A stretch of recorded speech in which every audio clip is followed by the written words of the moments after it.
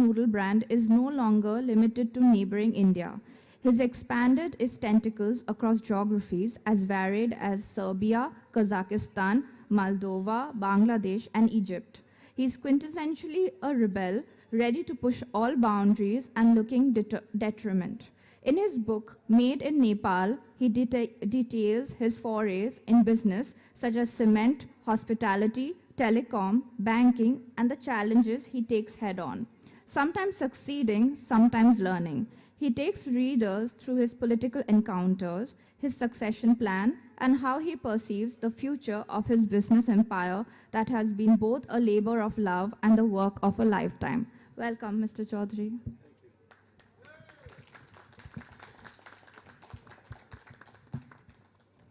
With him, we have Mr. Harshavardhan Neotia, who, everybody knows him in Calcutta. He's popularly known as Harsh Neotia.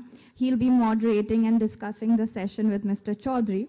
Mr. Harshavardhan Neotia is the chairman of the Ambuja Neotia Group, an entrepreneur, a connoisseur of the arts, and enthusiast of the Indian heritage. A pioneer in India's social housing sector, he was conferred with the Padma Shri in 1999. He is a recipient of the YPO Legacy of Honor Award and was conferred the D. Lit.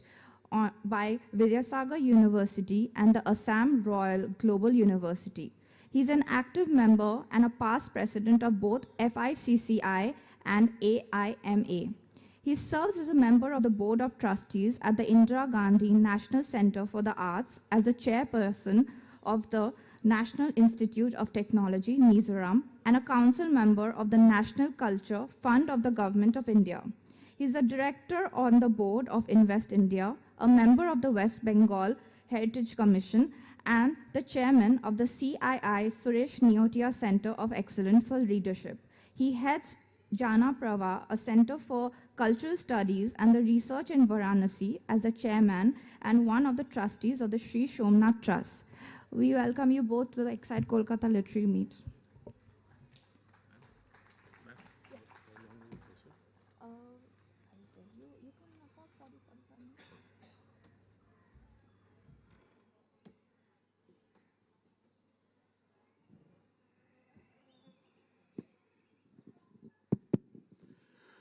Good afternoon, ladies and gentlemen.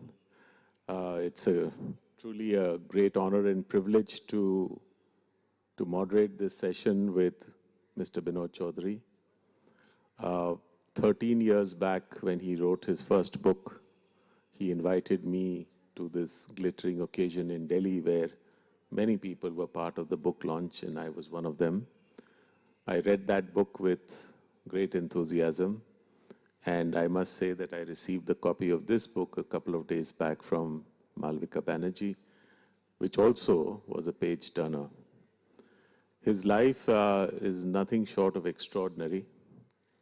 Not only is his journey as an entrepreneur quite incredible, the risks that he has taken, the number of countries, and some of them not exactly the well-established countries, but emerging markets that he has entered, taken amazing risks, built several businesses, had his share of ups and downs, personally was in the epicenter of 2 earthquakes in 2 different countries, survived that, survived COVID, having been one of the early victims of COVID in the first phase itself, and a very, very severe impact on the business. I mean, it is indeed a page turner. For those of you who wish to know about a real story which reads like a film script, this is the book for you. So with these words of introduction, let me say that with great admiration, I would welcome him to Calcutta. And what I would do, Vinod Bhai, with your permission, is that there are these 5, 6, 7 topics: his role as a politician, his role as an entrepreneur, the fact that he was an Indian out of Shekhawati in Rajasthan, grandfather moved to Nepal, made it their home. He not only became a successful entrepreneur there, but became a successful politician in a land that he kind of adopted. And then, as this book says, it's made in Nepal. So he kind of credits his entire journey to whatever Nepal has brought into his life. So I each topic, and I'd request you to share a little snippet of what you have gone through, and then tell us, I think it'll be interesting for the readers to know, that what was your takeaway from that event? Because we all go through many things, but important thing to know is what do we learn from it, and what we would probably wish to change if you had a chance to meet with the same situation again. So over to you for some introductory comments, and then. Thank you so much. I must say that Malvika has done a fantastic job in choosing Harshji as someone with whom I'm having this conversation, not only because of the stature that he has, his identity in India and this part of the world, but more importantly, I've had the opportunity of knowing him for several years, at least 2 decades, if not longer. And I'm a great admirer of his entrepreneurial as well as artistic qualities. So thank you so much for joining us. Well, as far as this book is concerned, as you've already given a pretty good background, my first book dealt with all the my own journey, which included all the ups and downs of having been born in a country, beautiful though, Nepal, and having created an enterprise of some consequence, and many things which comes with it. And then subsequently, 12 years have passed by, and we've seen many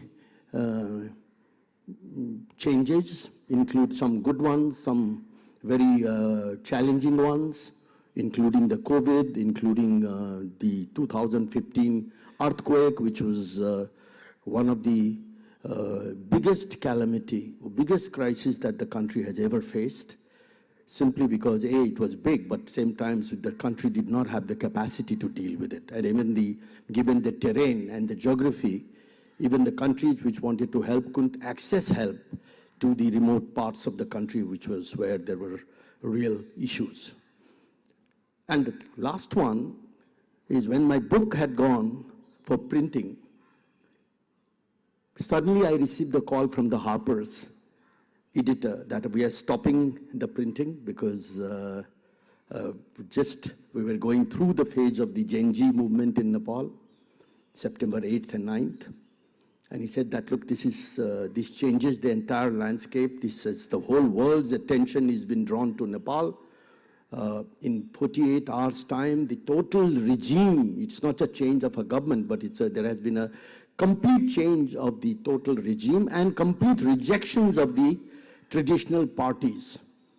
The presidential house to prime minister's house to parliament, Supreme Court, any constitutional pillar that you can think of were touched. Of course, there were also entry of the unwanted miscreants and people who were more interested in vandalism than to honor and respect the pure aspirations of the Gen Zs who started the movement.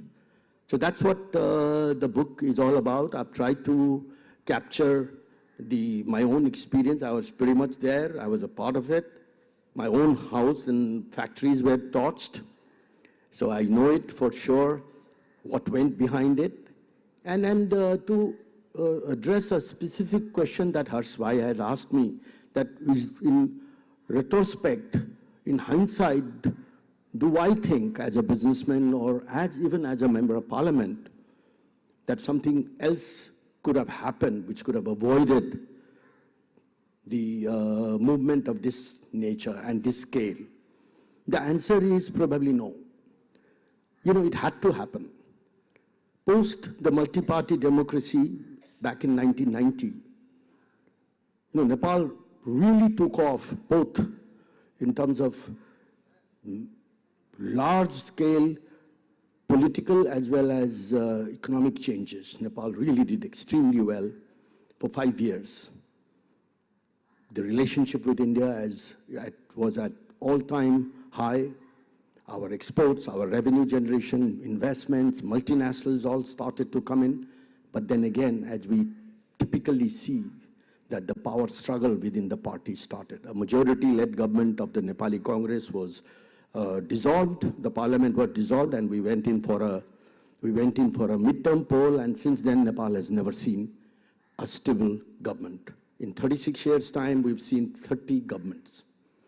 And in the process, we have seen that close to 8 to 10 million, there are no accurate data, Nepalese have had to leave homes, their dear families, looking for either quality education and subsequently job, or just a simple job in Malaysia, Middle East, anywhere you can talk about. Professionals have left, doctors, engineers, some of the finest people that the Nepal has produced. So that has left a society which is in my definition broken, emotionally broken.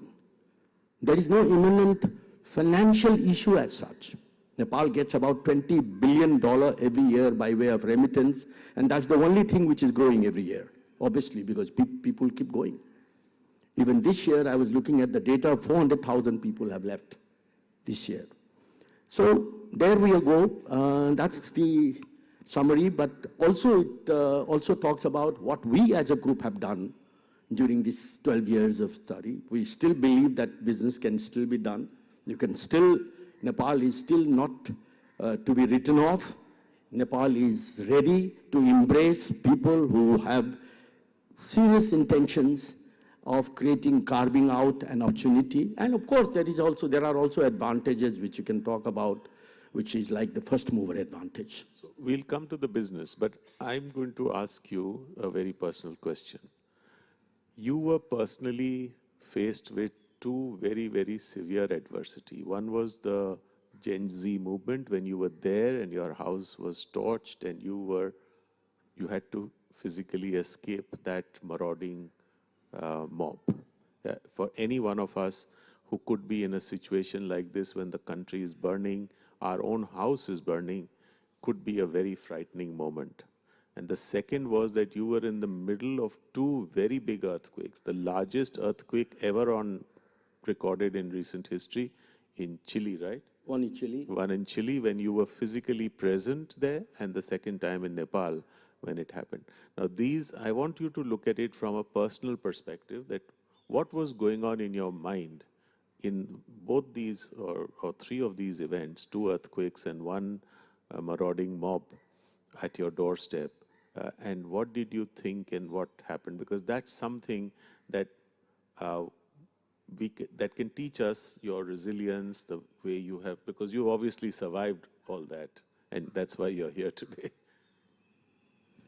Well, the first one, that was back in 2008 or 9 in Chile, was really a daring one, about 8.9 Richter scale, 2.5 minutes on a 14-story building, 14th floor of a building.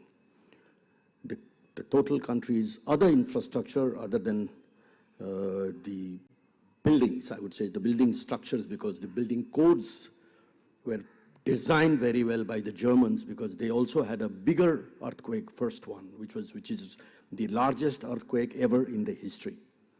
So this area is very prone. That one, I had no hope that we will survive. Me and my wife, we were there at the 14th floor. And when we realized that we have indeed survived, the first thought that came to my mind, that what legacy, what identity, what future for the company and for the country and the family I would have left had the story ended there. I think that was the first question that came to my mind. And I think that changed my way of looking at things. Not to go too much into detail, and since then, we pushed many other initiatives, etc., etc. Never wanted to leave Nepal, no matter what. We wanted to continue to there is a tendency that when the group grows big, they want to move to perception-wise, a more safer and an easier destination like London or Dubai or Singapore. We didn't want to do that because we took a lot of pride in saying we are the promoters of the first and the only multinationals out of Nepal with headquarters in Nepal. And that also has given us a lot of recognition. And I think in the world stage, when I stand when there are probably 50, prominent and very successful businessmen from a country A or country B, I'm more often the only one. So that gives us an advantage as well. Okay. Second one, which was 2015 in Nepal, was again another biggest crisis that the country I've already talked about.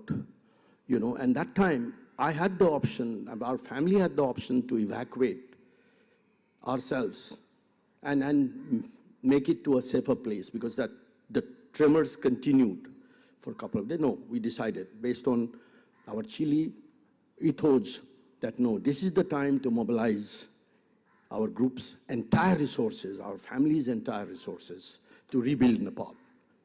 And that's precisely what we did. And I think the foundation gained a lot of visibility, and Forbes, in fact, without any modesty, carried out a cover story after this because the government was not able to handle it. We as private sector have our own way of tackling problems. If you are interested, you can find more details in the book. I won't take too much of the time.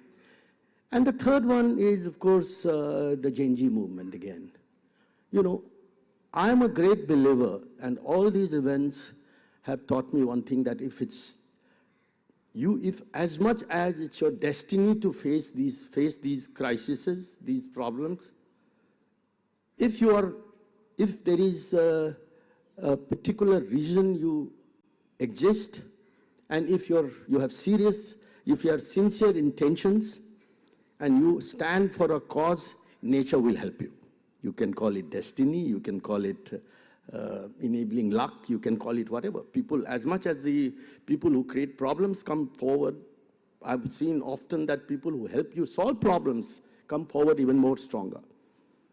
So I think half of the thing you should leave it to destiny and continue on your path.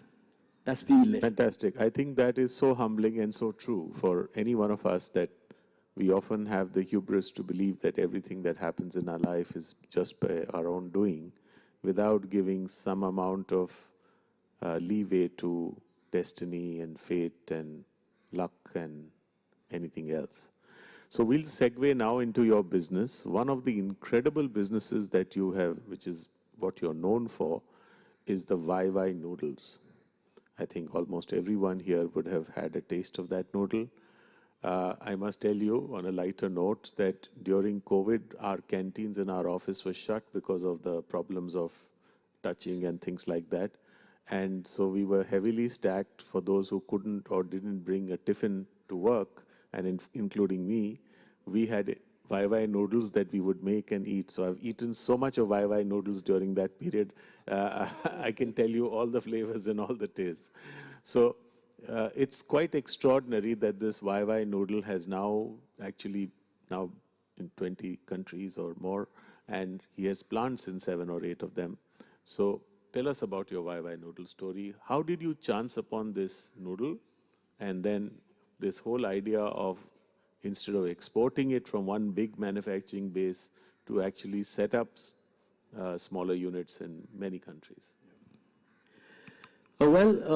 This was about 42 years ago again, if not 45, exactly, I don't recall. The idea of producing instant noodle came to mind by observing the baggage belts of Tribhuvan International Airport.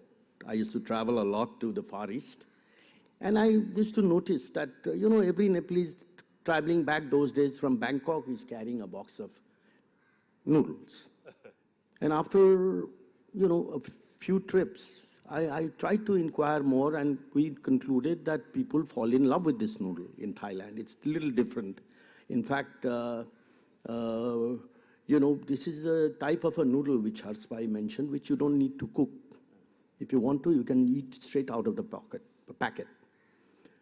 Anyway, to cut the long story short, that's how the plant was set up. And then dreams were always big, for a small man from a small country. We always wanted, we knew that we had a product, we had a winning product. Then how do you enter India? I mean, to enter India is no joke, and to fight against Nestlés of the world, okay, with limited resources. So so our mind said that we got to find areas where competition is weak. And those were the days, and this is particularly of relevance to many of the entrepreneurs, and I've said this before, my book talks about it. Northeast used to be a part of India which was practically cut off from the business standpoint. Business houses were living Northeast, even including the Tatas, okay? And those who were still interested in the Northeast used to run Northeast by sitting in Calcutta, or Kolkata as of today. So we felt that's where our opportunity is. And we were not worried about the local issues or the insurgencies or the dealing with the warring forces, because that's what we've done all our lives in Nepal anyway. Okay, and that's how we started. And that gave us a plus product and destiny again. That it was a huge success. It was a huge success, gave us the strength, gave us the capacity, gave us the visibility.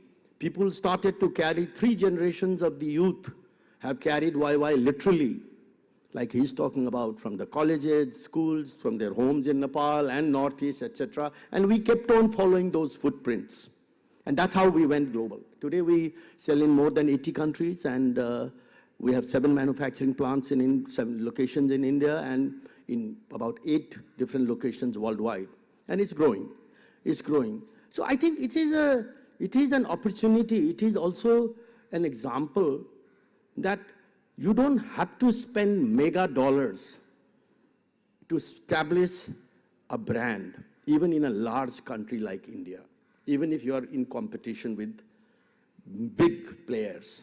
It's a question of whether your product has some USP and if you choose the right strategy. If we had tried to go head on with big players that time, we would have been finished. We wouldn't have survived. We gained ground. And today, I think we are about 3% of the world market. It's about 100 billion packets is what it is sold. And we are growing. Yeah. Wonderful. So we'll now move to the other business which you have done incredibly, which is now the hotel business. And that's an area of my interest as well. But I'm a sort of wannabe new player in this game. Binod Bhai has a portfolio of 195 and counting hotels in his chain, which includes the Fern. I think many of you know that itself would be several 50, 60, 70 units maybe. 130 operating. Oh, 130 operating Fern hotels. Then he has this long partnership with IHCL, with the Taj Group, where they pioneered the Taj Samudra in Ceylon, then the one in Maldives, and the Taj Safaris in Madhya Pradesh, etc. And they have signed up an MOU to have 25 hotels with the Taj Group. Then I think recently you have done a tie-up with Marriott. And then they have a wellness kind of resort in Philippines, which is also expanding. So altogether, it's an amazing portfolio that he has built up on hotels. Tell us a little bit about how did you get to such a scale, and what is your thinking, passion, what drove you to build this, and what do you see the future of this? Okay, I'll tell you another part of this story, which is a real one, which connects with my journey or how we landed up doing the hotel in Sri Lanka. I was like most businessmen after they are successful here, there, they want to have a hotel in their own country. It's more of a ego trip. It's more of a identity trip, etc., PR trip, etc. That's how it all starts. I'm sure Mohan will agree with me, you know. So I wanted, likewise, we wanted also a hotel in Kathmandu. And that time, probably there was a gentleman who used to head ISCL's international division, Rajiv Gujral. He used to be... He's familiar to many of us in Calcutta. Yeah, that's why I took the name. So he used to head the international division. So I reached out to him. He was a fellow IPO, and we became quite obviously close. And then I said, listen, I want to do a hotel here. He said, no, we are in conflict and litigation with Princess Helen in Annapurna. So I can't offer you Kathmandu or Nepal, but there is an opportunity if you are interested. I can take you to Sri Lanka. I'd been to Sri Lanka once, but and I had good memories, but I also knew that Sri Lanka was in deep trouble. You know, it was around the same time, it is 1998. Okay, and that was the time when IHCL had seen a dramatic change of the leadership at the top level. Mr. Krishna Kumar had just taken over as MD. Okay, I went and met him, and he was very welcoming. He was, in fact, very encouraging. He said, go and have a look, and I went. After seeing the conditions of Sri Lanka that time, Colombo, you know, because 6 aircrafts were bombed just about the same period. And even the Sri Lankans were not prepared to make any investments. So I told Rajiv, ki tu mera dost hai ki kya hai yaar? First hotel, and that also in a place like this. And you know what he said still resonates and rings bell in my ears. He said, ki Binod, you think Taj will call a businessman from Nepal with zero hotel background to do a hotel in Taj Mahal in Bombay? Your opportunity to partner with Taj is only Colombo. And in a situation where they don't find anybody else. Okay, now it's your call. Then how I packaged it, etc., is history. I packaged it with Taj Asia, under Taj Asia with 2 of the Maldives property, because we could see that Maldives is going to fly and will continue to fund Colombo, etc. But so hotel from an ego and a PR and identity became a serious business in the process, I think, now.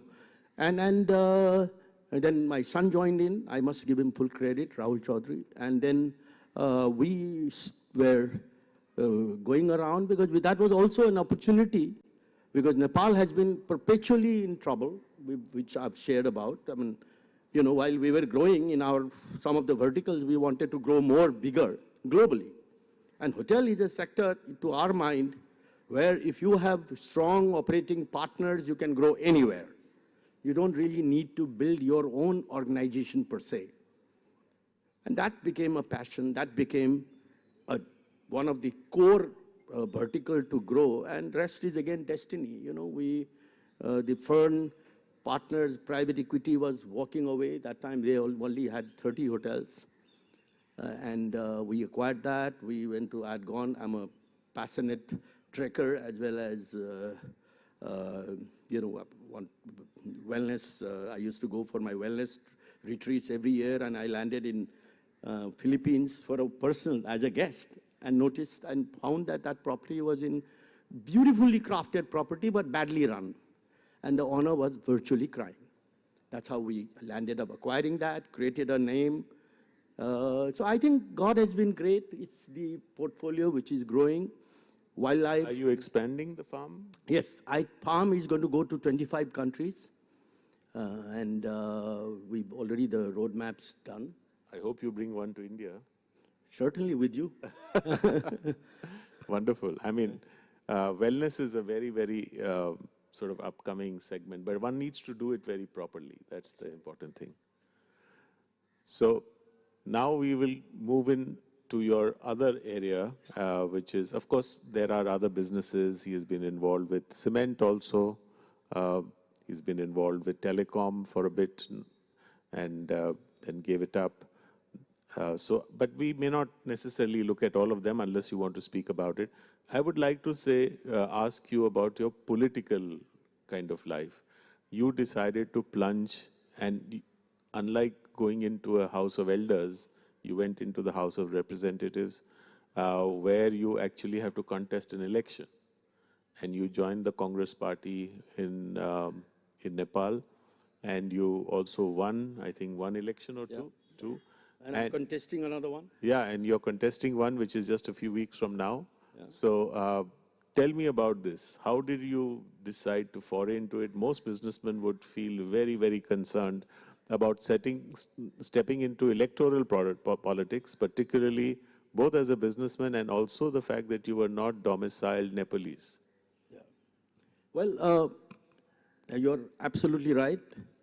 And I've been very candid in writing my own experience of having been in active politics, including contesting an election in this book. There are 2 chapters.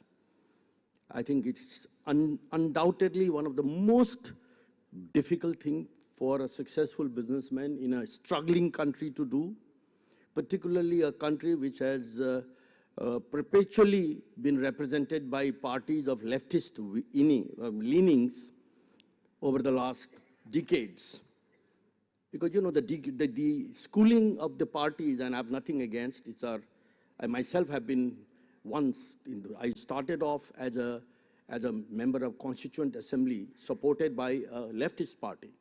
So I have no biases or prejudices, but they are different. They have their own way of teaching, you know, their schooling, guiding their cadres. And life moved on, and the reason I decided to go there, I think that was your question, so let me come back to it. You know, I've been somehow in the public life all my life. You know, I was the president of the FICCI, Nepal equivalent, FNCCI, CNI. I've always worked very sincerely to try to reform Nepal's way of governance through giving by, you know, these agencies, our job is to provide policy inputs, show them the way, help them to the extent possible if they are interested, but nothing worked. Things went on going down. And wherever I used to go, you know, all over the world, I've got fair amount of followers, particularly the youth. Why you can build a globally well-known brand and a company, why can't you change the politics of our country? It's a very easy way to ask, but a very tough question to respond.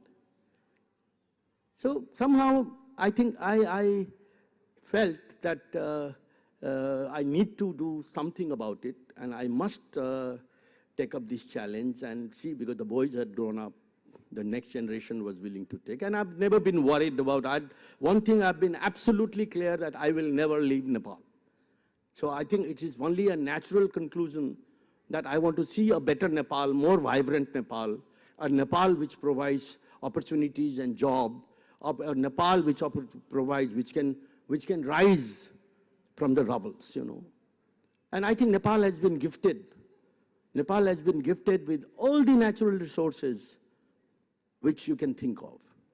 Nepal can be transformed in, I was talking to Harshavardhan just offline, that in 3 to 5 years' time, Nepal can be transformed. We have 3 international airports, only one is operating. We have 80,000 megawatts of power potentials exporting to India. And India wants to buy 10,000, we are only exporting 2,000.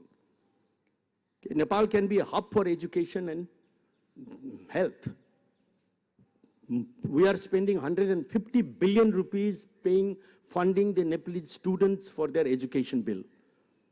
To India, to Australia, Canada, Europe, whatever. So I think Nepal doesn't have the dearth of resources. But by the same token, conversely, we also have a very complicated geopolitical environment. It's not easy. And you discover that once you get into it. So if you want to know more about my journey, I'm again contesting election. I came here, I'm so passionate about this book.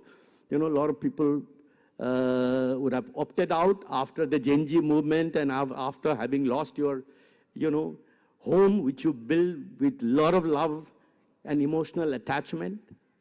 Okay, but the destiny keeps, I always say that no matter how far I try to run away from the politics, politics never allows me to run away. I guess that's the reality. That's the reality, I have to admit. And I think we are starting at a pretty good level now, because the whole old stories, old backlog has been wiped out for a change. There is hope, there is aspiration, there are new parties which have come up. Old parties' leadership have been completely transformed. So I remain optimist. Remain optimist that this year, this election will give the country a much deserved and a much needed government, whose priority will be only the economic development, job creation. That's why I'm there. So it's quite amazing. This deserves a real round of good applause. That just 4 or 5 months ago, you see your own house burn down. You have to be rescued from there. You evacuate the country literally because you could die in that situation. And then you not only have the resilience, but the desire to go and fight an election in this very, very fluid political situation, and hope, of course, everyone hopes to win and make a difference to that country, because you, at some point of time, your family adopted that country to be the place of your work. So that's quite amazing, I think greatly admirable. Before we conclude in the next 5-7 minutes, I would like to talk about your personal life. I mean, many of you would perhaps be amazed to know that Binod Bhai eloped with his girlfriend 50 years ago. Something that we, yeah, he eloped and came to India to get married at a friend's home because there was a problem getting married in Nepal. So tell us about that, and then you have 3 young boys who are now taking leadership role in your company. You have often spoken about the amazing partnership you have with your wife, Lily, and you've spoken about her quite at length in the book. Almost every turn of life, she has been a great pillar of support and sometimes of great guidance to you.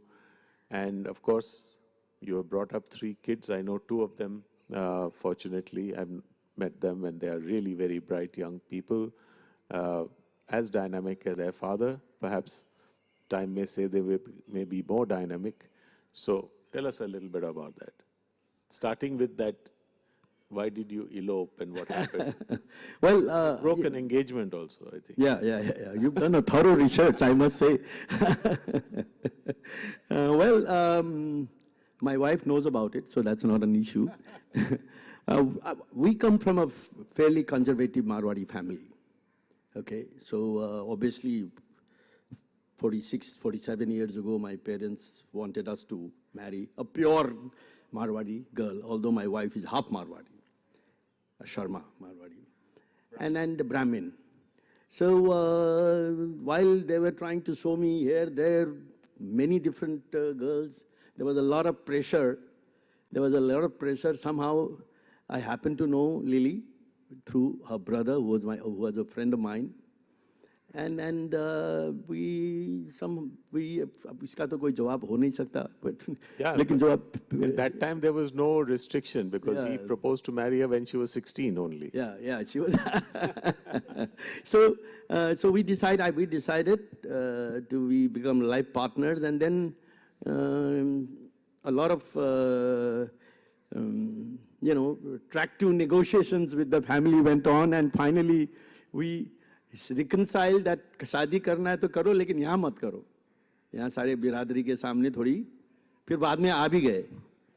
Then my parents also came and joined, and everything happened for good reason. We've had a great married life. She's been, as you've recounted, she's been a great pillar of my support, including in my politics. She's handling most of my political work, social work. She's campaigning at the moment while I'm chatting here. And I'm blessed by 3 sons who are all living in 3 different destinations: Nepal, India, and Dubai. 7 grandchildren. And I think the desire to transform is mine. The desire and the ambition to take the group to a completely new level is theirs. And I think that's where we have well-crafted strategy within the family, and I'm happy that they are moving in that direction. We are blessed by good partners, and I must recount again that IHCL has been a great partner. I always say this in every forum. My learnings of the hotel business comes from my partnership with them, but life has to evolve, and we all need to evolve, and while we continue to grow with IHCL, we are also growing with the other brands, and we are also looking at other opportunities, including our own brands. And we are there to continue to build YY as a formidable player. We will continue to grow the hotel businesses, our banking, our whatever. But the desire to do something with you is still incomplete. No, that will be Kesara Sara. But now let's come to the last part of this thing. Now you've had this very, very extraordinary life. Would you like to tell us a few of the learnings that you took in this journey? Some things that there are possibly many young entrepreneurs here. I think all of us are navigating challenges in life. How do you do? Are you spiritual? Are you religious? Do you look at some inspiration from our Vedantic thought and knowledge? Do you do it in any other way?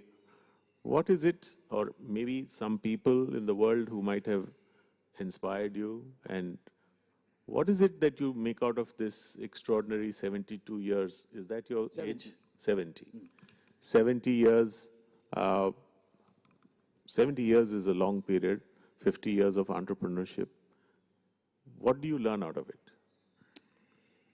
Harshbhai has very cleverly wrapped up 10 questions in one, So let me try and make a sincere attempt to answer. First of all, yes, I'm very spiritual, and I believe that spirituality has to go along with your other forms of commitment in life, including your profession. That's what my guru, Sri Ravi Shankar ji, has taught me, and our entire family.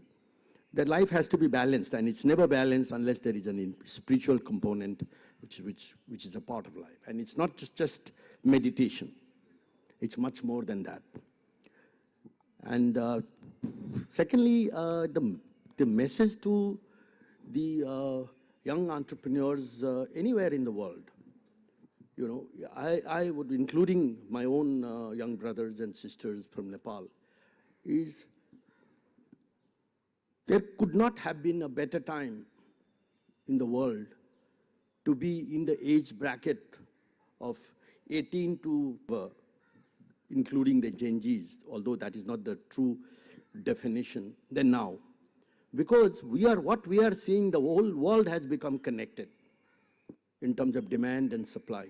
And you don't really need, if you have a clever idea, the power of connectivity because of the digital transformation is so strong that you can truly create a brand overnight if you have the right skills, right ideas, right way of positioning your product because of digital technology and connectivity. It took me 45 years, 4 years to create YY.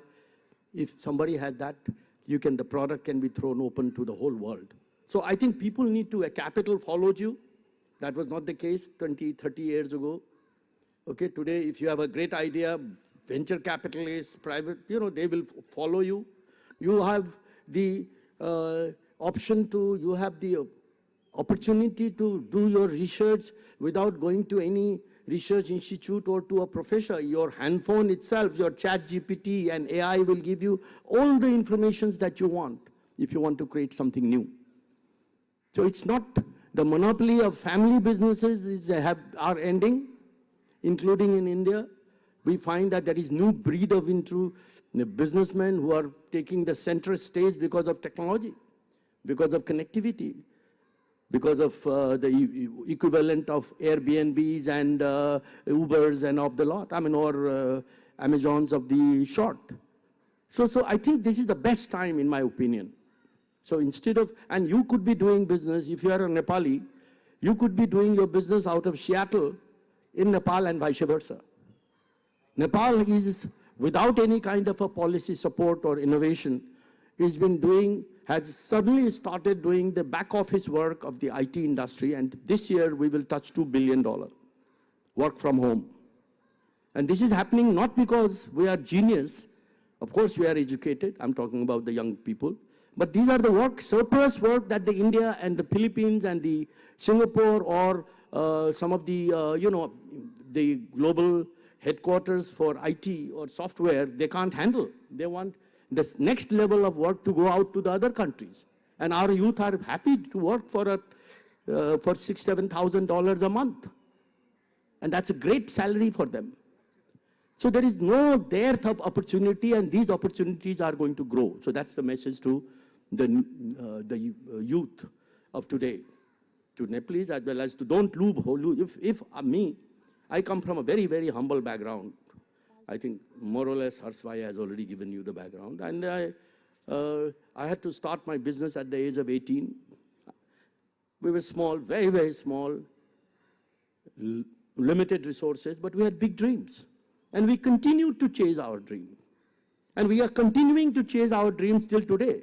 Earlier it was to build CG, today it is to change Nepal if possible. But you have to believe in your destiny. If you are born and if it is meant to happen, it will happen. It's a question of being consistently working towards achieving your ultimate goals. I think that sums it up. Thank you, ladies and gentlemen. That's Binod Chaudhary, made in Nepal, born in India, and citizen of the world. Congratulations and good wishes. Born in Nepal? Yes, born in Nepal. Okay. Born in Nepal, Indian origin. Indian, grandfather in India. Yeah. Born in Nepal, made in Nepal, now the citizen of the world, and a future political leader of the new Nepalese parliament. Good wishes on your hustings to happen on the 5th of March. And thank you very much for this extraordinary life story that you've shared with us. One round of applause, please. Thank you very much again to you, Harshavardhan, for nobody could have conducted this conversation better and in a more meaningful manner. I want to take the opportunity of very quickly thanking the organizers, Malvika ji, Jeet, for an excellent support and your invitation, first of all, to come and join and showcase my work, and all the support you've extended to me. And I wish you all the best.